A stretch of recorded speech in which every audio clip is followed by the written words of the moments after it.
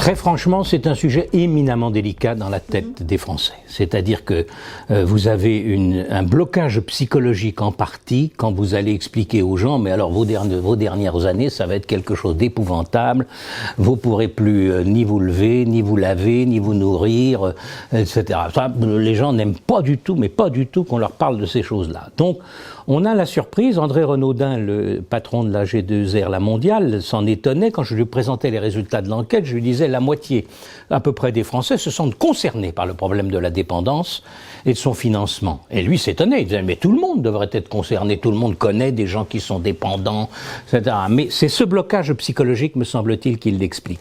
On a donc, si vous voulez, la chose étonnante que 30% des plus de 70 ans dans notre enquête disent non, la dépendance ne me concerne pas du tout, alors qu'elle est programmée d'une certaine façon, en partie, ou pour une partie d'entre eux au moins.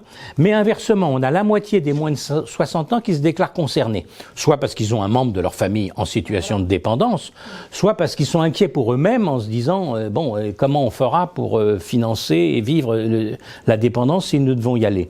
C'est dire qu'il y a matière quand même à mener le débat public. Et le débat public est capital. Si vous ne faites pas un débat public sérieux sur ces questions, vous ne faites pas avancer les attitudes des Français.